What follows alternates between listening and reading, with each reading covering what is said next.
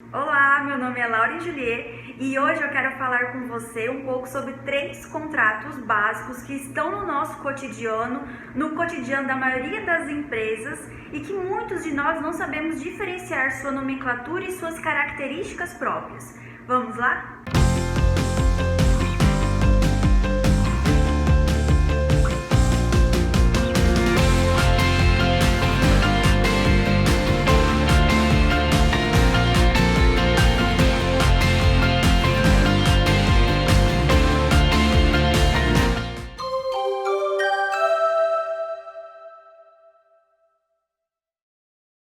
O primeiro contrato é o contrato de trabalho. De um lado nós temos o empregado e do outro nós temos o empregador. O empregador é uma empresa individual ou coletiva que assume os riscos da atividade econômica, admite, assalaria e dirige a prestação pessoal de serviços. E aí do outro lado nós temos o empregado. O empregado é uma pessoa física que presta o serviço sob o vínculo empregatício, justamente pela coexistência de pessoalidade, onerosidade, continuidade e subordinação jurídica. Os direitos do empregado vêm previstos na CLT e na Constituição Federal, sendo alguns deles o salário, o 13º, o FGTS, adicional noturno, horas extras, possibilidade de falta dentro das hipóteses legais. Além disso, algumas empresas tendem a proporcionar benefícios ao empregado, como é o caso do Vale Alimentação, a assistência médica e odontológica, dentre outros benefícios que serão previstos ou no contrato de trabalho ou no acordo coletivo da categoria. O segundo contrato é o contrato de parceria. Aqui nesse contrato é regulado uma relação jurídica entre duas ou mais pessoas, físicas ou jurídicas, chamadas de parceiras, que anseiam dar início ao empreendimento conjunto, juntando suas forças e suas expertises para dar maior valor ao empreendimento, aos serviços ou ao produto entregue ao cliente. Nessa relação de parceria, as obrigações são recíprocas, existe divisão de lucros e de prejuízos entre as partes. Inclusive, a autonomia é o que prepondera nessa relação, é o que diferencia ela, por exemplo, do contrato de trabalho. Aqui na relação de parceria, ambas as partes podem captar clientes, por exemplo. Ambas as partes podem ter as suas obrigações dentro daquela relação. As obrigações são recíprocas e elas estão no mesmo patamar de igualdade. Não há problema de uma só parceira cuidar da administração do empreendimento. O que não pode ser caracterizado aqui nessa relação é subordinação jurídica de alguma das partes sobre a outra. Dentre as vantagens previstas para esse tipo de relação, nós temos a compatibilidade de objetivos estratégicos, a confiança, a melhoria de acesso ao mercado e a melhoria da capacidade tecnológica e estrutural.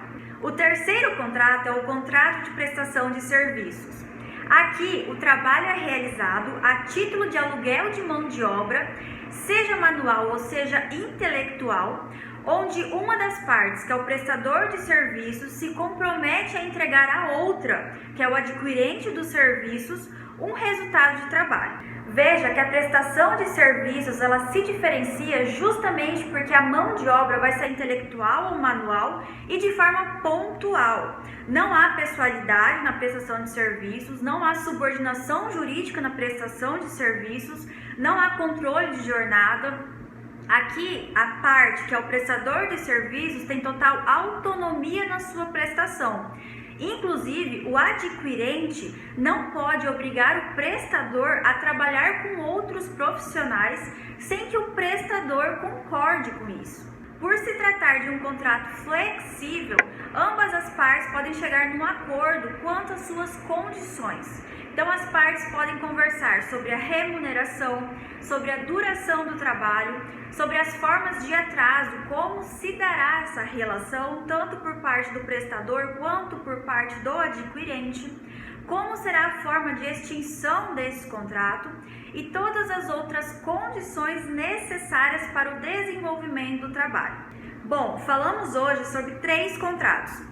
O primeiro, o contrato de trabalho, onde existe subordinação jurídica do empregado frente ao empregador. Aqui o empregador ele necessita de uma pessoa que cumpra uma jornada de trabalho e que cumpra os serviços que ele necessita obrigatoriamente. Aqui o empregado não pode simplesmente falar: hoje eu não vou trabalhar. Não existe isso, justamente porque existe subordinação, pessoalidade, continuidade e onerosidade. O empregado não pode simplesmente ser trocado por outro. Isso se chama pessoalidade. O empregado não tem a autonomia de fazer o que bem entender dentro da empresa.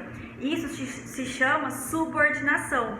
O empregado recebe remuneração frente à sua prestação pessoal.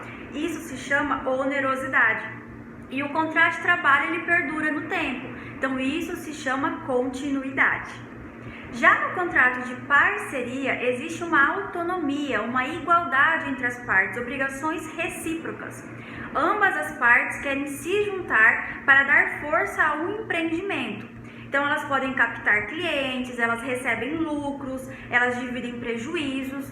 Isso se demonstra uma total igualdade entre as partes. Não existe subordinação jurídica, mas existe sim o empenho de ambas as partes para crescerem juntas no empreendimento.